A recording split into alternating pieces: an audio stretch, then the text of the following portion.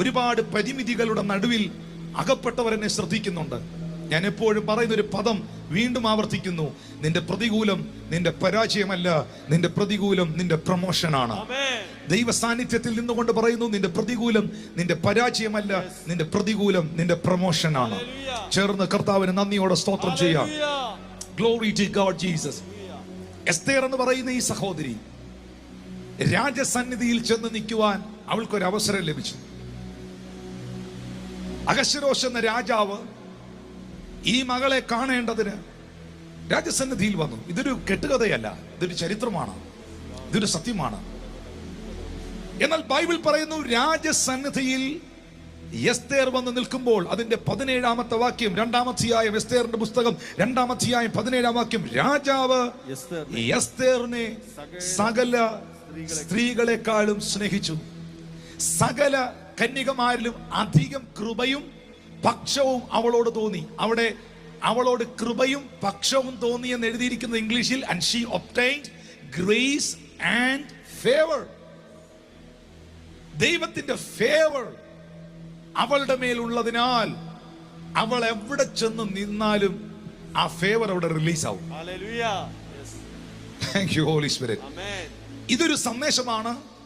ഇന്ന് രാത്രി ഇതിനകത്തുനിന്നൊരു വെളിപ്പാട് കർത്താവ് ചിലരെ അറിയിക്കുന്നു. ഇപ്പോ ഈ മകൾക്ക് ഫേവർ ഉണ്ടായിരിക്കുന്നത് ആരിൽ നിന്നാണ്?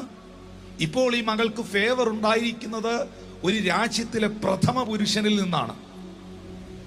ഇപ്പോൾ ഈ മകൾക്ക് ഫേവർ ഉണ്ടായിരിക്കുന്നത് എവിടെ നിന്നാണ്?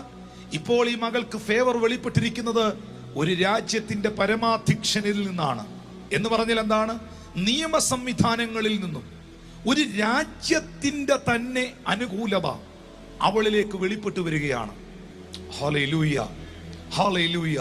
ഇന്ന് രാത്രിയിൽ ചില ലീഗൽ വിഷയങ്ങളിൽ ഭാരപ്പെടുന്നവരുണ്ടെങ്കിൽ, ചില ഡോക്യുമെന്റുകൾ അതിനുവേണ്ടി ചലിപ്പിക്കുവാൻ ആഗ്രഹിക്കുന്നവരുണ്ടെങ്കിൽ, അതോറിറ്റികളിൽ നിന്ന് നിനക്ക് ദൈവത്തിന്റെ ഫേവർ ഉണ്ടാകട്ടെ. അതോറിറ്റീസിൽ നിന്ന് നിനക്ക് ദൈവത്തിന്റെ അനുകൂലത ഉണ്ടാകട്ടെ. അവൾക്ക് വെളിപ്പെട്ട ഫേവർ അതോറിറ്റിയിൽ നിന്നാണ്, അധികാരസ്ഥനിൽ നിന്നാണ്.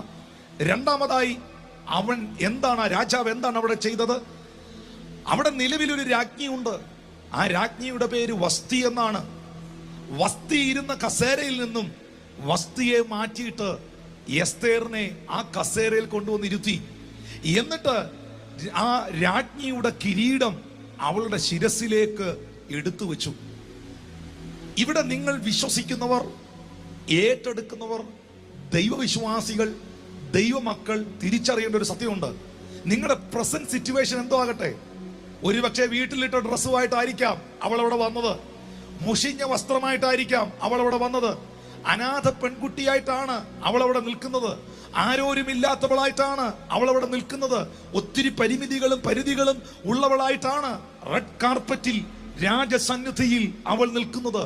പക്ഷേ ദൈവത്തിന്റെ ഫേവർ അവളെ ഒറ്റ നിമിഷം കൊണ്ട് ഷിഫ്റ്റ് ചെയ്യുകയാണ്. ഒറ്റ സെക്കൻഡ് കൊണ്ട് അവളുടെ പൊസിഷൻസിനെ ചേഞ്ച് ചെയ്യുകയാണ്. പൊസിഷൻസിനെ മാത്രമാണോ?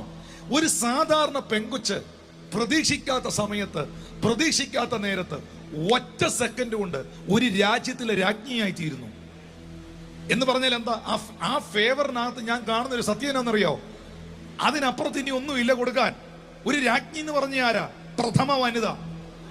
ഒരു രാജാവ് എന്ന് പറഞ്ഞാൽ ആരാ? പ്രഥമ പുരുഷൻ.